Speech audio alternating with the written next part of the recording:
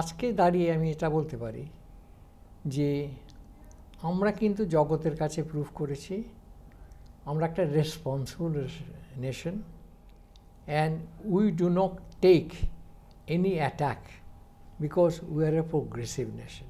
আমি অস্ত্র বলতে যেটা বলতে চাই, ডিফেন্সিভ কি অফেন্সিভ, এখন অস্ত্রের ডেফিনেশনটা অনেক রকম হয়ে গেছে, কিন্তু এটা মেনে নিতেই হবে যে আমাদের সায়েন্টিস্ট, আমাদের যারা ইসরোতে আছে, যারা আর্ম ফোর্সেসে আছে, যেগুলো ছোট ছোট কারখানা যাদের নাম আমরা জানিও না, তারাও আছে, সবাই মিলে আজকে আমাদের এই পুশ দিয়ে এই জায়গায় পৌঁছে দিয়েছি যেখানে আমরা বলতে পারি we are fighting against terror.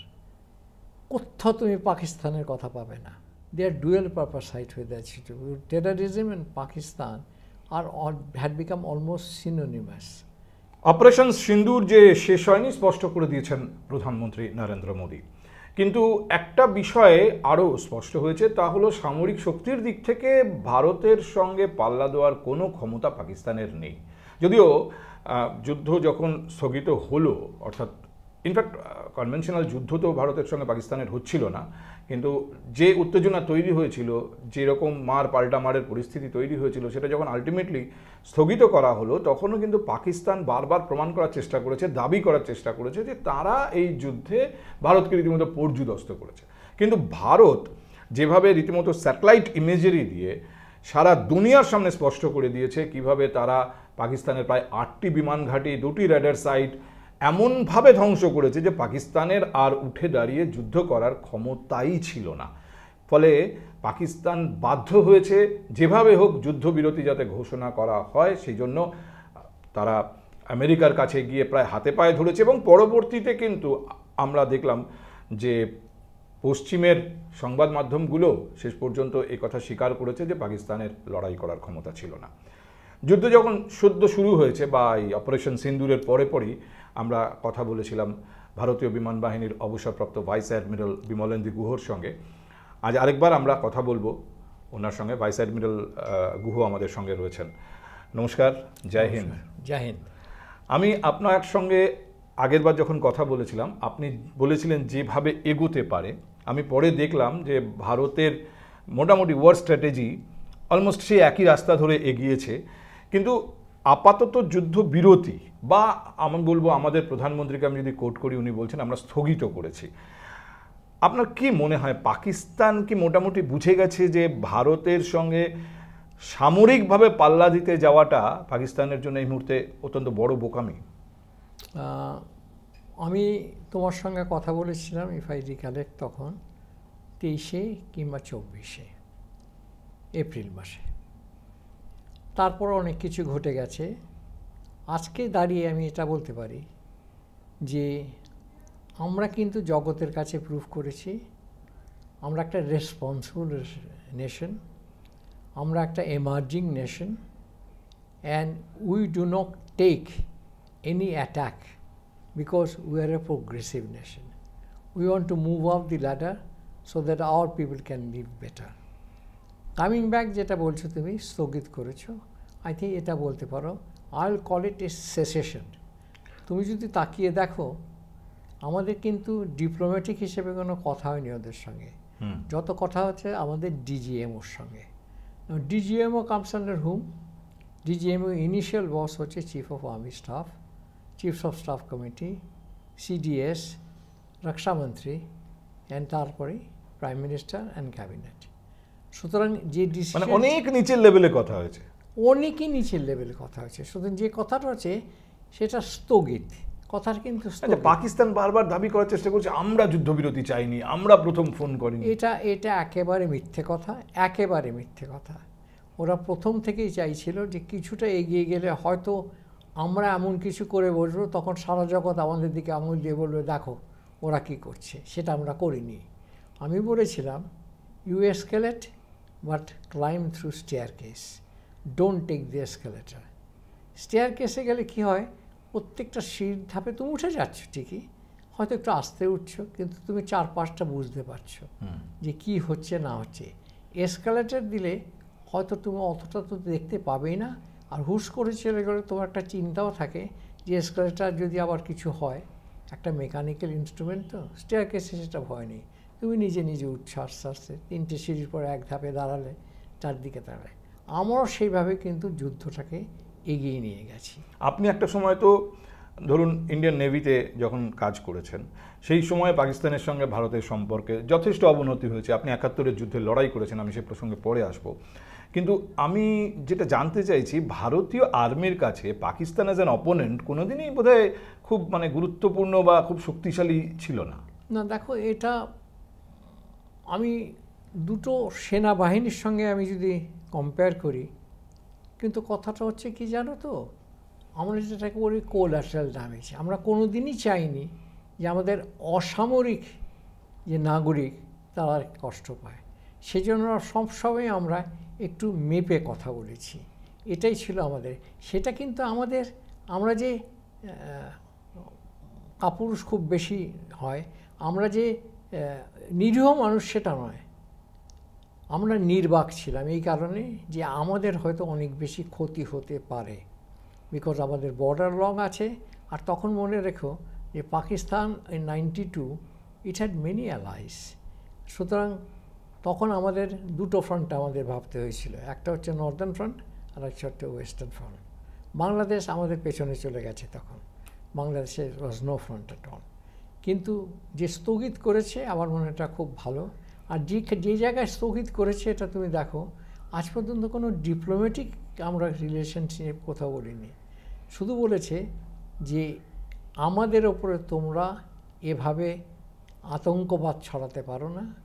আমাদের হচ্ছে দুটো এজেন্ডা, এক, আমরা আতঙ্কবাদকে কোথাও দেখতে চাই না, আমাদের দেশেও নয়, এদিকেও নয়।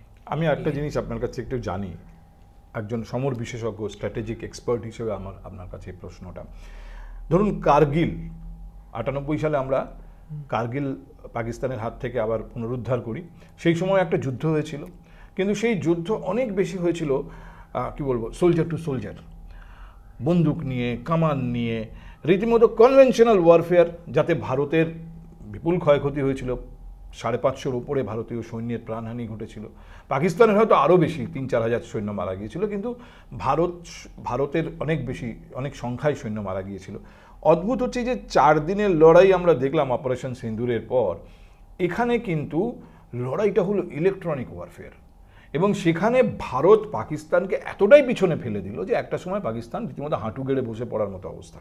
এই যে এটা চেঞ্জ হয়ে গেছে কনভেনশনাল ওয়ারফেয়ারে, আপনি একজন স্ট্র্যাটেজিক এক্সপার্ট হিসেবে এটাকে কিভাবে দেখছেন?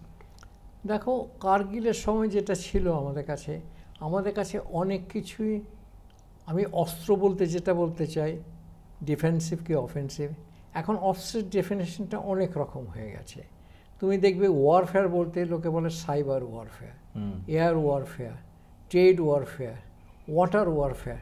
এখন যেটাকে আমরা instrument of warfare have expanded. And coming back to Kargil, এটা তোমাকে আমি বলে রাখি, আমরা কিন্তু প্রস্তুত ছিলাম, কিন্তু আমাদের তখন একটাই উদ্দেশ্য ছিল যে আমরা শুধু আমাদের নিজে যে জমি যে দখল ওরা করেছিল সেখান থেকে ওদেরকে উচ্ছেদ করে দেবো।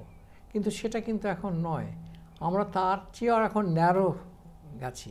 আমরা বলেছি যেখানে টেররিস্ট আমরা সেখানে আক্রমণ করব, কারণ 30 বছরে তোমরা কিছু করনি না। কিন্তু আমি আপনার কাছে প্রশ্নটা রেখেছিলাম যে যুদ্ধটা যে পরিবর্তন হয়ে আগেকার সৈন্য, কামান, গোলা এর বাইরে এখন চলে এসে যেমন ইলেকট্রনিক ওয়ারফেয়ার, যেখানে 10টা স্যাটেলাইট ভারতের হয়ে কাজ করছে। না, এটা তোমাকে বলতেই, সাইবার ওয়ারফেয়ার যে এখন আমরা যেটাকে বলি এখন, it has got expanded, not exponentially, তার উপরেও চলে গেছে এটা করতে।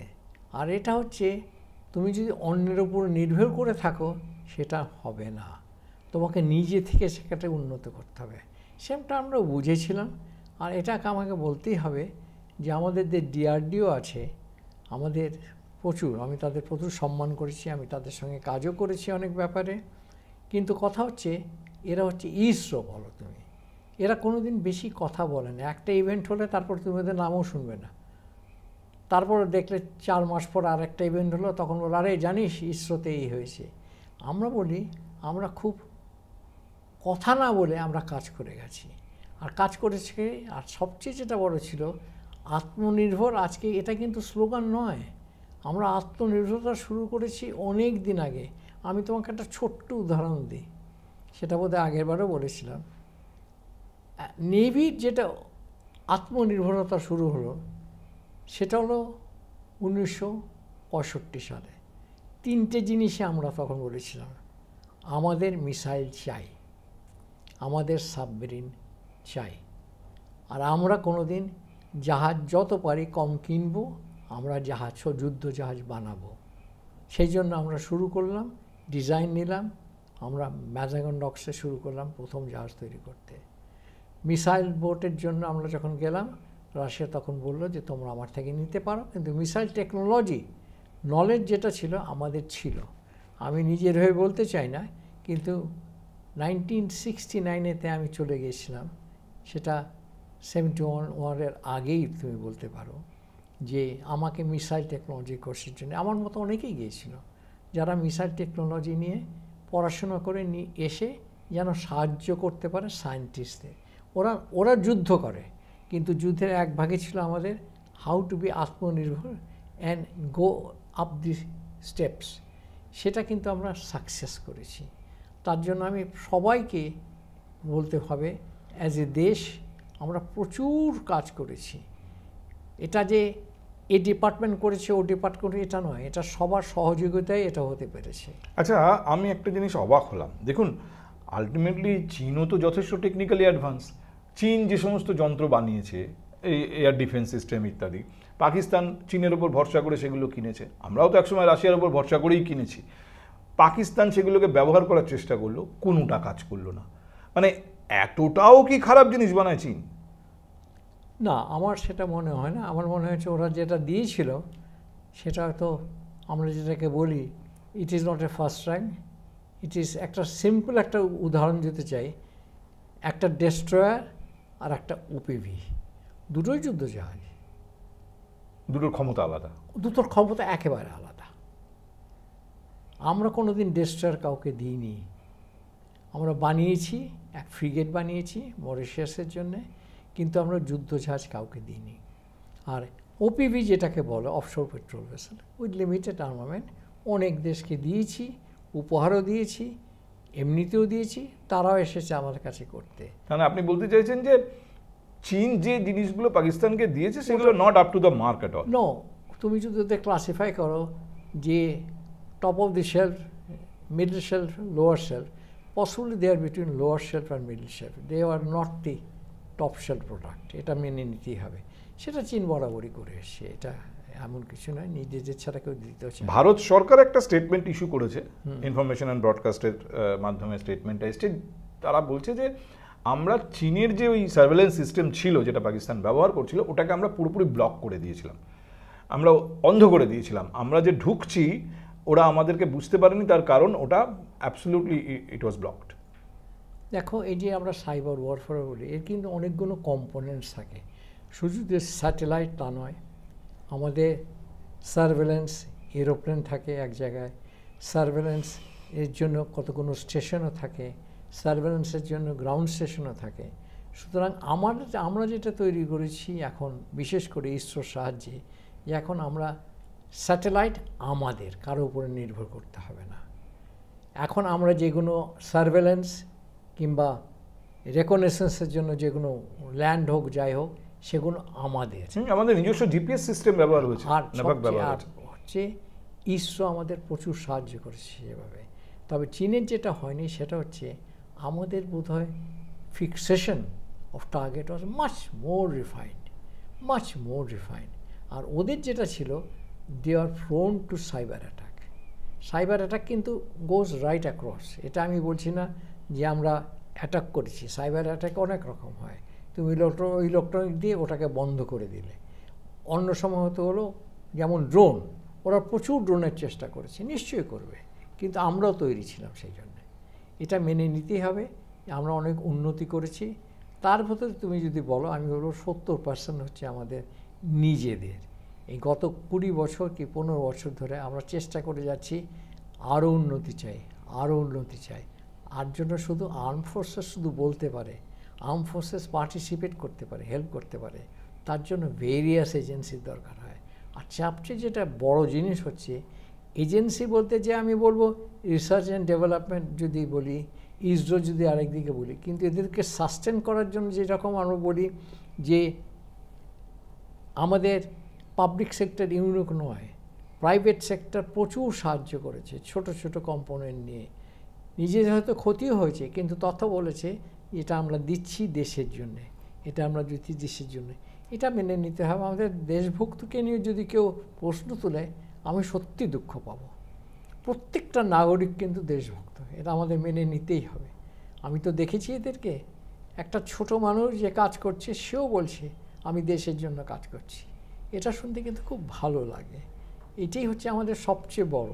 আচ্ছা, আপনি যে প্রসঙ্গটা তুলেছিলেন যে চীন হয়তো পাকিস্তানকে ওই মিডল সেল বা বিটুইন মিডল অ্যান্ড লোয়ার এরকম কম্পোনেন্ট দিয়েছে, যেটার জন্য পাকিস্তান মিজারেবলি এরকম ফেল করলো, তার সার্ভেলেন্স সিস্টেম কাজই করেনি। এরকম একটা কথাও কিন্তু শোনা গেছে যে রাশিয়া যে S-400 দিয়েছে, যেটা ভারত ব্যবহার করে এয়ার ডিফেন্সের জন্য, সেটাও কিন্তু রাশিয়া মিডল সেলফেরই দিয়েছে। কারণ রাশিয়ান যে S-400 সেটা স্যাটেলাইটের সঙ্গে, রাশিয়ান স্যাটেলাইটের সঙ্গে কোঅপারেশনে কাজ করে। এই পোর্শনগুলো ভারতকে যখন তারা দিয়েছে তখন তারা দেয়নি, কারণ তারা রাশিয়ান স্যাটেলাইট ভারত ব্যবহার করবে না। আর ভারত তার স্যাটেলাইটের সঙ্গে ওগুলোকে জুড়তে পেরেছে কিনা সেগুলো তো আমরা জানি না। কিন্তু এই যে S-400 এত মাইলেজ পেল, যে S-400 দিয়ে আমরা ঠেকিয়েছি, আসলে কি ভারতের নিজস্ব তৈরি আরও অন্য অনেক কিছু ডিফেন্স সিস্টেম বা সার্ভেলেন্স সিস্টেম যেগুলো প্রকাশ্যে এলো না? ঠিক, একটা জবাব ঠিক। প্রকাশ্যে আনবার তো কোনো প্রশ্ন ওঠে না এগুলো। তার কারণ আমরা সবাই বলে ফেলি, না বলে যে কাজ করে যেতে পারে সেই সবচেয়ে ভালো। এটা মনে রেখো, আমরা না বলে কাজ করে গেছি।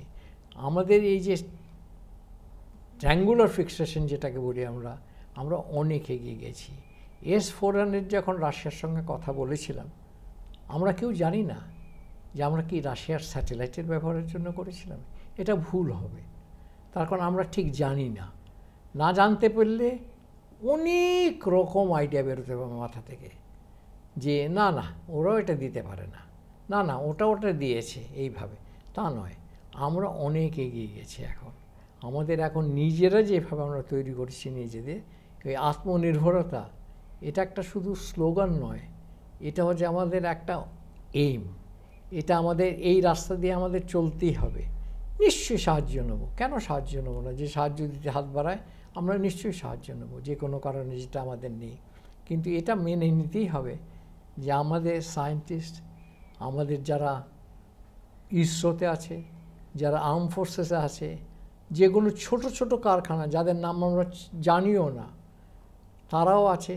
সবাই মিলে আজকে আমাদের এই পুশ দিয়ে এই জায়গায় পৌঁছে দিয়েছে, যেখানে আমরা বলতে পারি আজকে আমরা যদি বলি যে সিন্দুর যে লেভেলে কথা হয়েছে, সেই লেভেলের কথা কিন্তু স্থগিতের জন্য শুধু একটা পজ, এটা কিন্তু এন নয়। ভেবে দেখা আমাদের কত বড় সাবলতা এসে গেছে যে আমরা এখন বলতে পারি আমরা একটা পজ নিয়েছি। আচ্ছা, আমরা কি সত্যিই খুব বড় ঝুঁকি নিয়েছিলাম? কারণ পাকিস্তানের হাতে নিউক্লিয়ার বম্ব আছে। দেখো, আমরা যেটা ফার্স্ট ইউজ নিয়ে যেটা এত বড় কথা হলো যে will not use first use, যেটা অটল বিহারী বাজপেয়ী বলে গিয়েছিলেন, তারপরে আমরাও মেনে নিয়েছিলাম। দেখো ফার্স্ট ইউজ, দেখো মুখের কথা যেমন ট্রিটি, এখন তুমি যদি বলতে পারো ইন্ডাস্ট্রিটি। এখন জল বন্ধ করেছে, উনি সত্যি বলেছেন জল আর রক্ত একসঙ্গে বইতে পারে না। তোমরা যদি জল চাও, রক্ত দেওয়া বন্ধ করো, আমাদের রক্ত নিতে চাও না। সেই রকম আমি বলবো যে আমরা যেভাবে আজকে যেটা বলছি, আমরা নিজেদের উপরে আমরা এখন স্বাবলম্বী হয়ে গেছি অনেকটা। বলি না, বলার দরকার নেই। না, আমি আবার বলছি, আমার প্রশ্নটা খুব সিম্পল।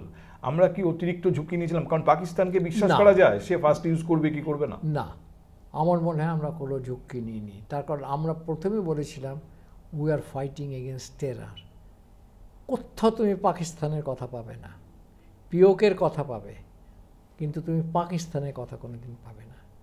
যদি বলো ভাওয়ালপুর, রাওয়ালপিন্ডি, আমরা বলবো terror, we have attack the terror. টেরারের ডেফিনেশনটা can be spread quite a lot, কিন্তু কথা বলছি আমরা কিন্তু কোথাও নেই। তোমরা হয়তো এই মিডিয়াতে বলতে পারো পাক ভারতবর্ষ হাইফেনেটেড, আমরা হাইফেনেটেড নই, আমরা অনেক এগিয়ে গেছি, আমরা অনেক এগিয়ে গেছি ওদের চেয়ে। না, কিন্তু আমরা তো ওদের এয়ার বেসে মেরেছি, আমরা ওদের রেডার সাইটে, মিলিটারি সাইট আমরা মেরেছি তো। নিশ্চয়ই মেরেছি, কেন মারবো না? আমরা বলেছি দে এনাবল দি টেরারিজম। টেরারিজম যে একটাই হয়, তার এনাবলার অনেক কিছু থাকে। আমরা সব কটা এনাবলারকে মেরেছি।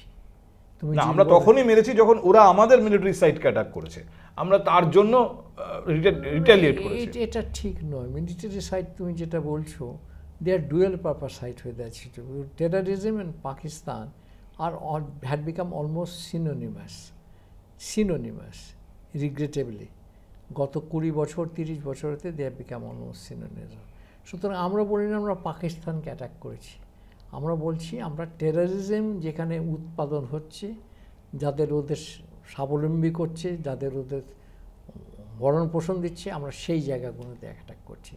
আমরা কিন্তু কোনোদিন অফিসিয়ালি পাকিস্তান কথাটাকে যত পারি আমরা অ্যাভয়েড করে গেছি।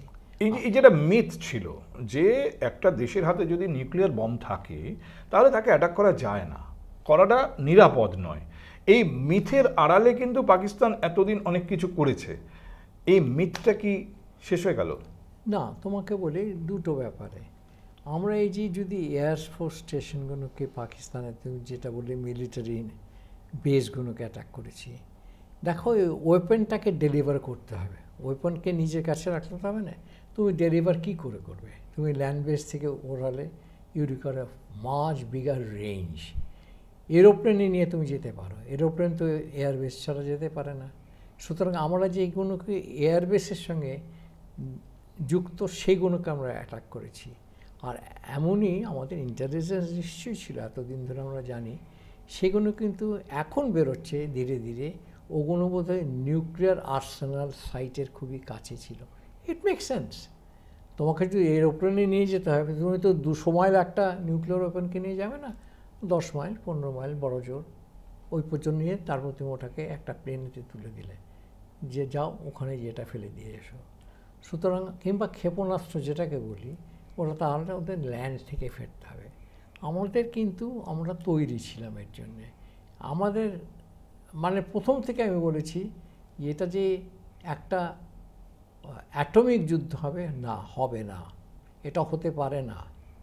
আমরা অনেক বেশি শক্তিশালী, আর তার চেয়ে বড় কথা হচ্ছে আমরা একটা responsible nation. We are responsible, we are much higher than Pakistan on the rank. তুমি বিদেশে যে কথা বলো, আজকে ভারতবাসী বলতে they look at you with a different face altogether. কিন্তু পাকিস্তান যদি অ্যাটম বোমটা ছোড়ে তখন তার ভারতের বাধা থাকে না। না, তখন তো কোনো প্রশ্নই ওঠে না, তখন তো first use has been demolished. Then it will be an atomic war. No, atomic ওয়ারের ভেতর তোমাকে দেখতে হবে that what is this size, how quickly you can deliver and nullify. আমাদের কাছে যা আছে, যদি আমি বলি যে একমাত্র আমরা নিয়ে গেছিলাম যেটাকে ক্ষেপণাস্ত্র হিসেবে, আমরা 3 রকমের এরোপ্লেন ব্যবহার করেছি, তো আমরা পড়ছি এখন।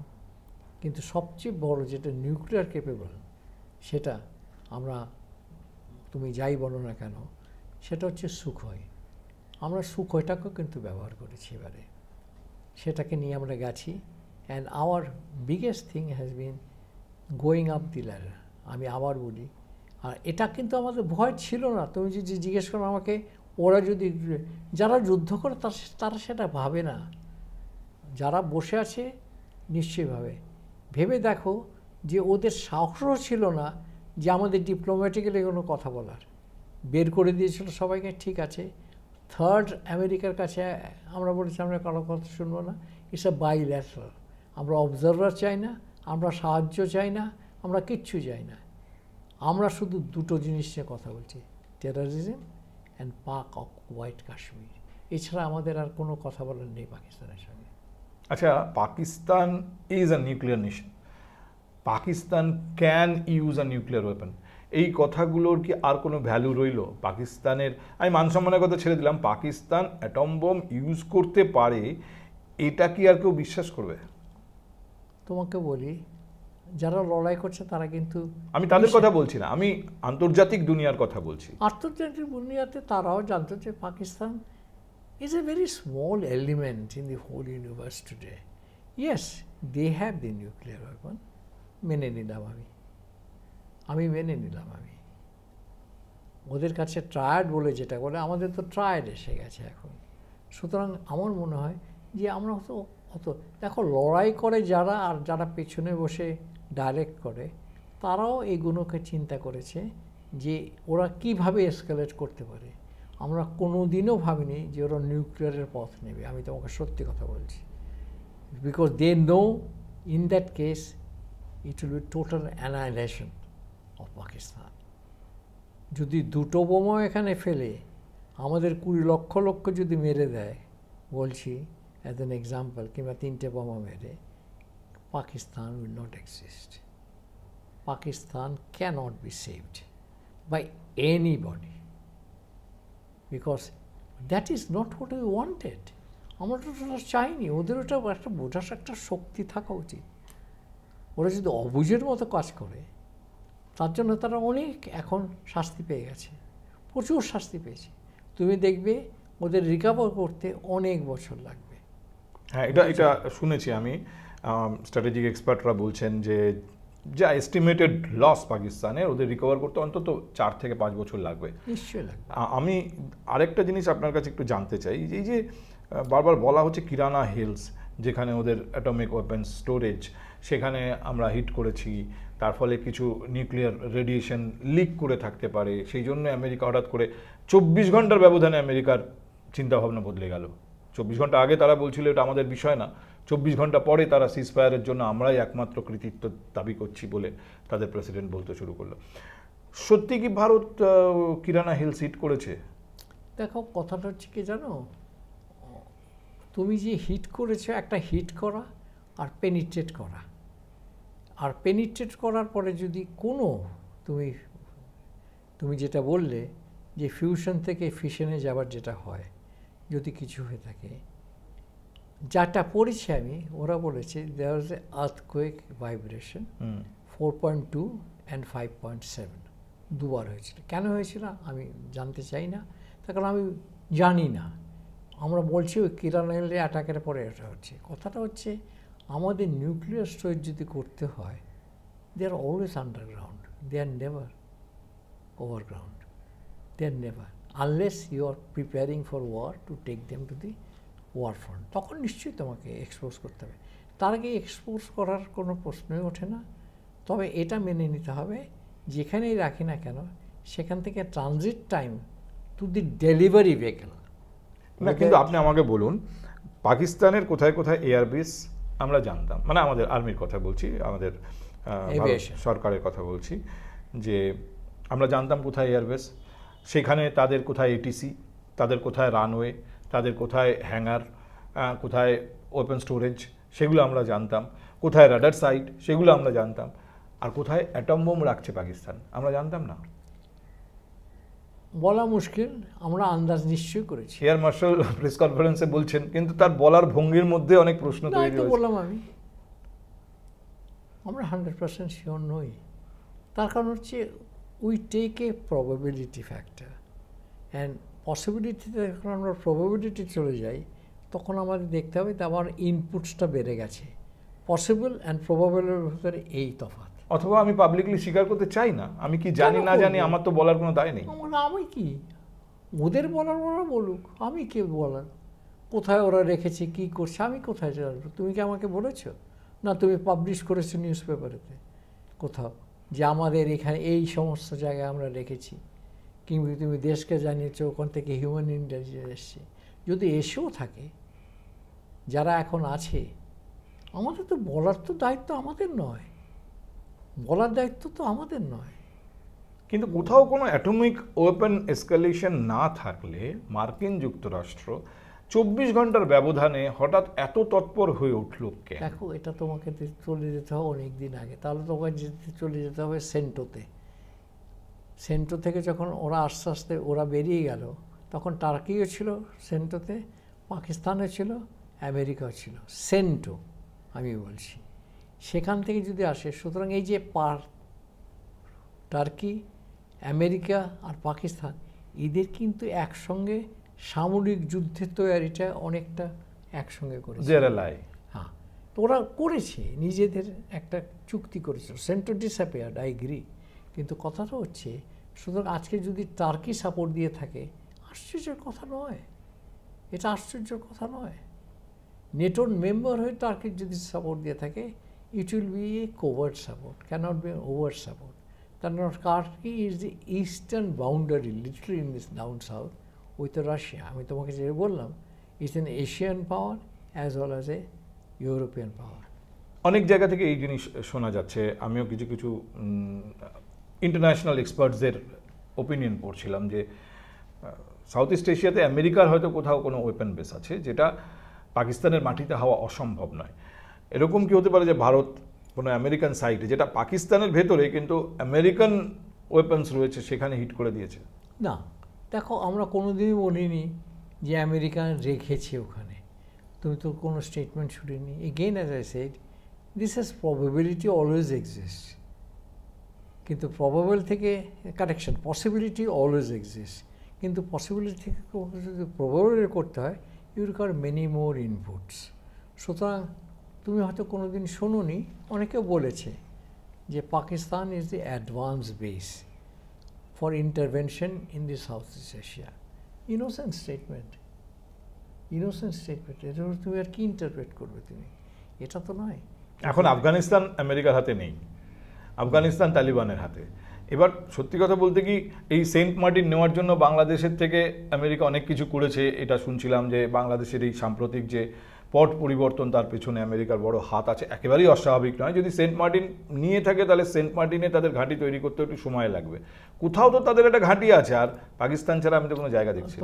আমি সেন্ট মার্টিনসের আইল্যান্ডের কাছে অপারেট করেছি 1971-তে। It's a very small island and it is not an even island, এটা তোমাকে মেনে নিতে হবে।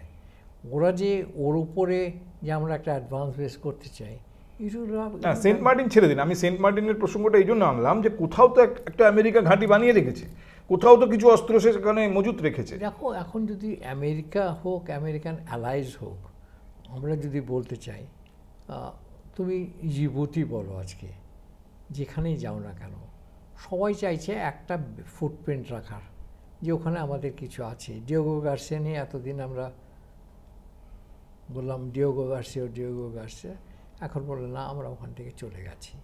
কথা হচ্ছে আমেরিকান কোথায় রেখেছে সেটা আমরা বলতে পারি, হয়তো, নিশ্চয়ই বলতে পারবো না।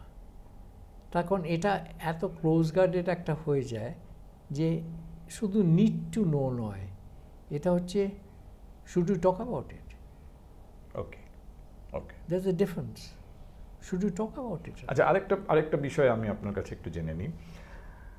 বেল্ট অ্যান্ড রোড ইনিশিয়েটিভ, যেটা ভারত বিরোধিতা করে এসছে। ভারত পাকিস্তানের এয়ারবেস ওড়ালো, পাকিস্তানের উপর দিয়ে যাওয়া এই বেল্ট অ্যান্ড রোডে কিন্তু ভারত টাচ করলো না, সুযোগ ছিল। আমরা কি বলেছি? আমরা বলেছি we will only attack POK and terror base and enablers of terror base. সব রাস্তা দিয়ে টেরারিস্ট যায়, তাই বলে আমরা সব রাস্তারও না। বেল্ট অ্যান্ড রোড ইনিশিয়েটিভ নিয়ে আন্তর্জাতিক মহলে এখন প্রচুর কথা হচ্ছে। Because is it viable at all? Is it viable at all belt and road? তুমি যদি বলো আমাকে, আজকে যদি রাশিয়া থেকে যায়, it has gone through middle West, gone through Azerbaijan, has entered Georgia, Russian Georgia, and then gone where I was based there near Poti. They have made a road going up to right up to the border of Russia চলে গেছে। সুতরাং question হচ্ছে, রাশিয়ার নিচু দিক দিয়ে ওরা চলে গেছে চায়নাতে, রাশিয়ার ভেতর দিয়ে যায়নি, নিচের দিক দিয়ে ওরা চলে গেছে চায়নাতে। কিন্তু বেল্ট অ্যান্ড রোড ইনিশিয়েটিভ যেটা আছে, ওরা করতে চেয়েছে নিশ্চয়ই। না, ভারত কিন্তু সুযোগ থাকা সত্ত্বেও ওখানে টাচ করেনি, ওখানে যায়নি, মানে চায়নাকে ডিস্টার্ব করতে চায়নি। না, আমরা কথা হচ্ছে why should we be interested in their trade route over there? আমরা যেটা চাইছি সেটা হচ্ছে access to Afghanistan was there for us. সেটা আমরা ল্যান্ডে যেতে চাই না। আমরা বলেছিলাম ওরা ওখানে দুটো পোর্ট করেছে নতুন, other than Almora, which is next to Karachi. They have got today, we are all talking about the Ghazar port and west of it. কথা হচ্ছে we wanted an access চাইছিলাম আমরা। আচ্ছা, করাচির কথা যখন উঠলো আমি এই প্রশ্নটা করি।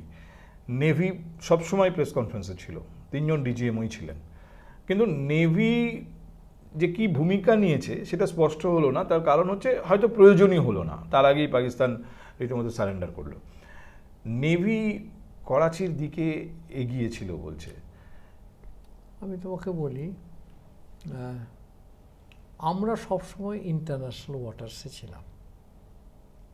যেটা আমি পড়েছি, আমাদের দুটো ক্যারিয়ার ব্যাটেল গ্রুপ ছিল। ক্যারিয়ার কয়েকটা ডেস্ট্রয়ার থাকে, which will provide you both missile as well as the gunpowder if required, and a submarine. It could be a diesel electric submarine, it could be a nuclear powered submarine. Both the battle groups were separated both horizontally and vertically. যে nearest ছিল 530 kilometre ছিল, nautical mile ছিল। আমরা কোনো কিছু না, but we are there. And when you talk about carrier group, battle group, there should be at least visible, other than underwater, visible, there should be at least 8 to 10, if not more. Acha. Coming back to the attack part of it, তুমি যেটা বললে, in the month of January, তুমি পড়েছো MiG-29K, যেগুলো আমরা বোধ বিক্রমাদিত্য এবং বিরাট থেকে ব্যবহার করছি টুডে, দুটোই কিন্তু স্ট্যান্ড অফ ওয়েপন আছে। That means air to land, not air to ship. There's a difference. সুতরাং air to land, that weapon we have got. Air to land means you are not devastating the land, but you are pinpointing a target, and warheads differ, guidance differ. You are not attacking a ship. মানে ওই career থেকে Karachi rich করবার জন্য কত second দরকার ছিল, যদি দরকার হতো? দেখো, আমাদের এটাকে আমরা অনেক এগিয়ে যেতাম। 530 মাইল থেকে আমরা অ্যাটাক করতাম না। We have got to come much closer, then take off. মানে কত সময় লাগতো তার জন্য? 20 knots, 25, maybe about 15 hours, 20 hours. Order পাওয়ার পর 20 ঘন্টা সময় লাগতো ইন্ডিয়ান নেভি? অর্ডার তো ছিলই আমাদের কাছে। In the event of this move, we are here, we moved here. দুটো তিনটে পজিশন থাকে আমাদের। War may take place, we are here. War is likely to take place, we are here. Naturally closer, আরো কাছে। আমরা কাছে যাব, আমরা সব জায়গাতে এটা থাকে। আমরা তাহলে আমরা কতটা কাছে অবধি গিয়েছিলাম? পেপারে যেটা পড়ছি বলছে বিটুইন 300 to 500 miles. দেখো, 300 miles is nothing. 300 miles is nothing আমাদের। তখন at 20 knots, if you go for 10 hours, you have gone 200 miles. If you go for 5 hours, you have closed 100 miles. You are operating at 20 knots. You are not operating at 10 knots, 12 knots, 15 knots. No, no, no.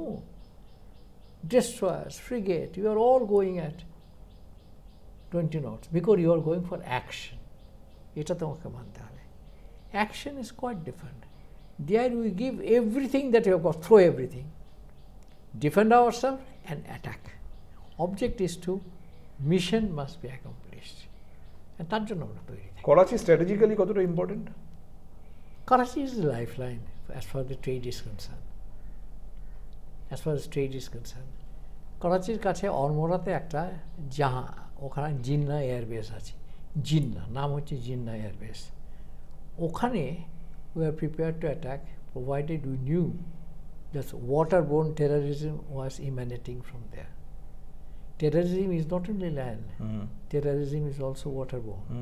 এই বোম্বেতে যারা এসেছিল বোম্বেটা না। কাসাবরা, ওরা তো Karachi coast দিয়ে এসেছিল। ওই জন্যই আমরা জানতাম যে ওখানে জিন্না এয়ারবেস থেকে ওদের পোর্ট আলাদা, অরমোরা ওদের একটা আলাদা পোর্ট আছে। করাচি যদি এখানে স্লাইটলি ওয়েস্টেতে ওরা একটা পোর্ট করেছে। ওইটাকেও আমরা টার্গেট করে রেখেছিলাম। Of course everything which will enable us to accomplish mission যেটা বলি আমরা, we are prepared for it. Now if you say define mission, তাহলে প্রাইম মিনিস্টারকে কোট করতে হবে। Mission is wherever terrorism is and wherever is POK on which you have got a dispute. We'll stop here, because if you knew that terrorism is emanating for Almora naval base or যেটাকে আমি বললাম that Jinnah airbase, Jinnah naval base, answer is yes, we are prepared to attack. Anything, if given a task, Navy would have accomplished it with great elan. I can tell you that, because we are preparing. আমরা এটা হয়তো ভুলে যাই, আমাদের জাহাজ একটা এমন জায়গায় ব্যবহার করে এতদিন, এরোপ্লেনের একটা লিমিটেশন থাকে ইনক্লুডিং রিফুয়েলিং, কিন্তু আমাদের তো তা নয়।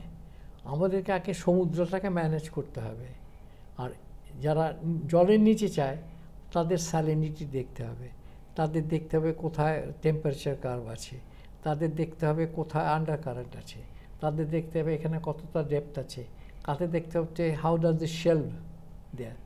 8টা প্যারামিটার নিয়ে তারপর বললে yes I am ready to go closure.